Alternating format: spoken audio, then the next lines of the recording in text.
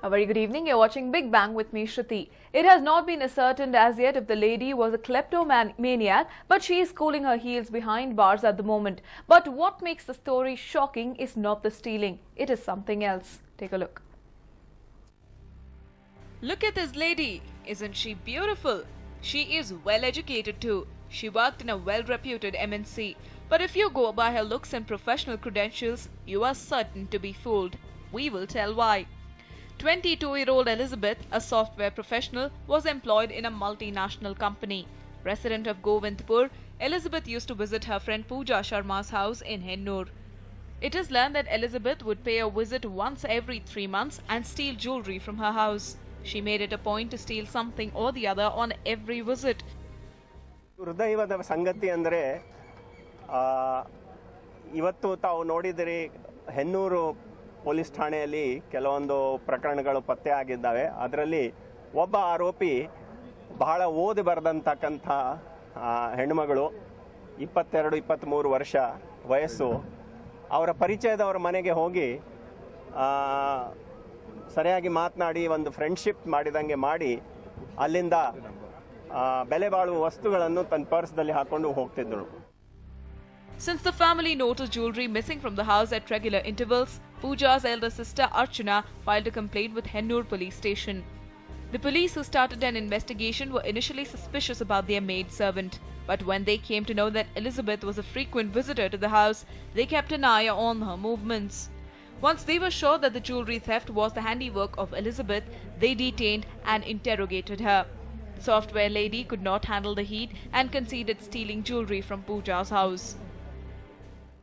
ನಾವು ಸೈಂಟಿಫಿಕ್ ಆಗಿ ತನಿಖೆ ಮಾಡಿ ನೋಡಿದಾಗ ಇವ್ರದೇ ಒಬ್ಬ ಸ್ನೇಹಿತೆಯಾದ ಬಹಳ ಓದು ಬರ ಚೆನ್ನಾಗಿ ಗೊತ್ತಿರುವ ಕುಮಾರಿ ಎಲಿಜಬೆತ್ ಅಂತ ಈಕೆ ಒಂದು ಮಲ್ಟಿನ್ಯಾಷನಲ್ ಕಂಪ್ನಿಯಲ್ಲಿ ಬಹಳ ಉತ್ತಮವಾದ ಒಂದು ಹುದ್ದೆಯಲ್ಲಿ ಸಹ ಇದ್ದಾಳೆ.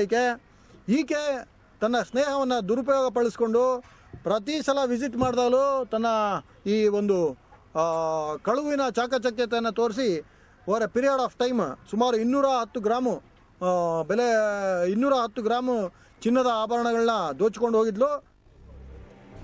Elizabeth, in her confession to police, said that she resorted to stealing to remit the loans taken by her father. Once loan repayments were done, she bought a car and high-end phones and resorted to a lavish lifestyle. Apart from Elizabeth's case, the East Division of City Police also cracked 277 cases and arrested as many as 203 thieves. According to the Commissioner of Police, jewelry, cash, an electronic gadget and more than 100 vehicles, all worth ₹6 crores, have been recovered from them. Meanwhile, police have recovered jewelry worth 4 lakh rupees from Elizabeth's house. She has been sent to Parapanagrahara. Sunil, News9, Bengaluru. We have previously reported cases where credit card frauds have led to losses worth lakhs. Today, Bengaluru police uncovered yet another racket which is suspected to be one of the biggest con jobs ever. Credit cards stacked in groups, reader machines and embossers. These are the equipment recovered from a gang suspected to be dealing with duplicate credit cards. It has recently come to light that duplicate credit cards were being used in a mobile store in Indranagar. On the definite tip-off, the cops rushed to the shop and arrested 2 people who were swiping credit cards in the counter. The accused were caught red-handed with 1,300 credit cards, and had the police not taken them into custody, lakhs of rupees would have been siphoned off, affecting numerous unsuspecting victims. ಪೂರ್ವ ವಿಭಾಗದ ಅಧಿಕಾರಿ ಮತ್ತು ಸಿಬ್ಬಂದಿಯವರು ಪತ್ತೆ ಮಾಡಿರ್ತಾರೆ. ಇವುಗಳಲ್ಲಿ Indiranagar police ಠಾಣೆಯಲ್ಲಿ ಒಂದು ಬಹಳ ಯುನೀಕ್ ಆಗಿರುವ ಒಂದು ವಿಶಿಷ್ಟತೆಯ ಒಂದು ದೊಡ್ಡ ಕ್ರೆಡಿಟ್ ಕಾರ್ಡ್ ಸ್ಕ್ಯಾಂಡಲ್ನ ನಮ್ಮ ತಂಡ ಯಶಸ್ವಿಯಾಗಿ ಹೊರಗೆಳೆದಿದೆ. During interrogation, it was revealed that their accomplices were waiting in an Audi outside. The car and hundreds of credit cards and equipment used to produce duplicate cards were seized. Manoj Kumar, the kingpin, and his accomplices, Wasim Pasha, Rahul Pradeep, Imran Khan and Prashant have been taken into custody. Manoj Kumar ಇವನು ತಮಿಳುನಾಡು ಮೂಲದವನಿದ್ದು ಇವನ ಮೇಲೆ ಚೆನ್ನೈದಲ್ಲಿ 2 ಸಲ goonda act ಆಗಿರುತ್ತದೆ. ಇವನು very well known ಸ್ಕ್ಯಾಮ್ಸ್ಟರ್.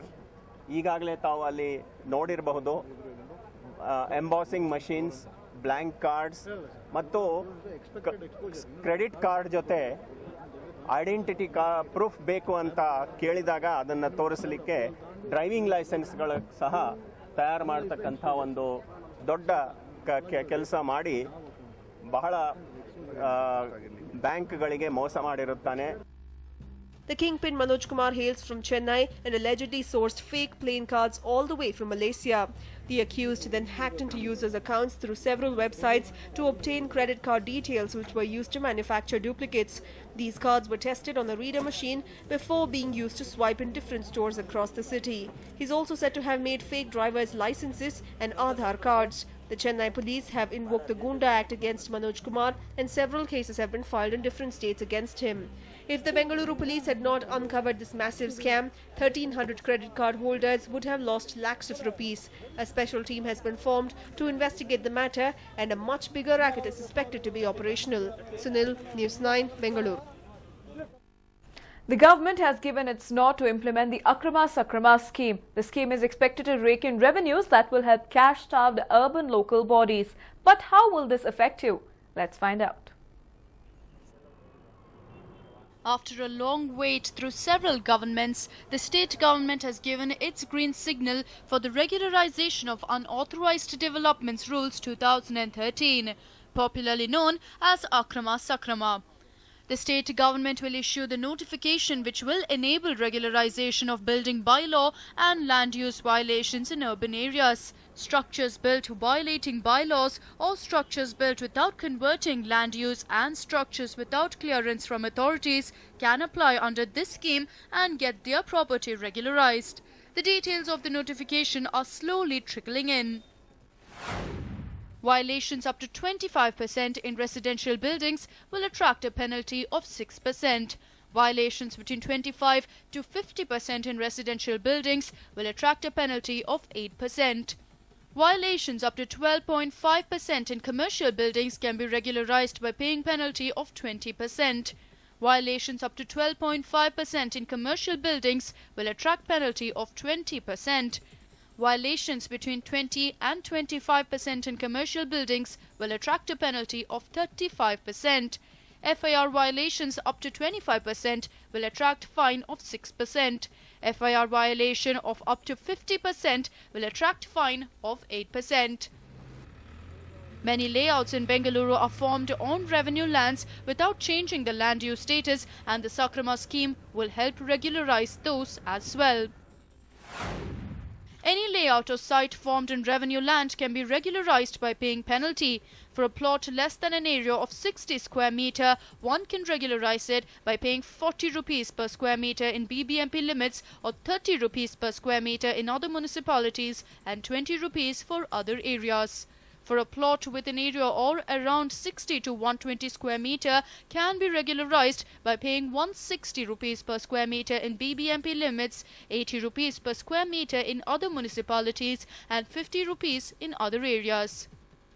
For a plot with an area of over 120 square meter, one will have to shell out a whopping 600 rupees per square meter in BBMP limits and 250 rupees per square meter in other municipalities and 150 rupees per square meter in other areas. This law has been anticipated for a long time, but experts question whether the government is capable of implementing the law with a strict monitoring process. The government should clearly spell out what it means when it says no violation beyond cut-off date will be permitted. What is the organizational and administrative, are they going to restart the Bangalore Metropolitan Task Force? You can't ask the same engineers who allowed the violation to happen to also go and check the extent of violation. That is too much discretion. So is there an alternative mechanism to make sure that these all these applications are scrutinized correctly, the correct fines are done? And how are they going to, what is the action plan to prevent violation occurring in the future? Many others have questioned the legality of such a law when there are judgments given out by Supreme Court which has criticized any such regularization. No authority administering municipal laws and other laws like the Act involved here can encourage such violations. Even otherwise, compounding is not to be done when the violations are deliberate, designed, reckless or motivated. Marginal or insignificant accidental violations unconsciously made after trying to comply with all the requirements of the law can alone qualify for regularization, which is not the rule but a rare exception. The authorities and the High Court were hence right in refusing the request of the appellant. Activists are now questioning whether the government is being party to the illegality that builders and corrupt babus committed. Collusion with officials is being pointed out by the court, but now you're bringing a law to regularize it. What do you call that as? The government is colluding with them. Moreover, what sort of a regularization you are thinking of? You say, there is a building which is allowed for 10 floors. Now you are constructing 2 floors extra or 1 floor extra. What happened to that undivided share for the occupants? For example, if it's about 10,000 square feet of site, 8,000 square feet has been used for construction. Say 10 people have it, it be 800 square feet per persons with 1,000 square feet as an undivided share. But now by allowing 1 more floor, say 4 persons occupy, now this 10 people will become 14 people. What will happen to their undivided share? Is this point has been taken care at all?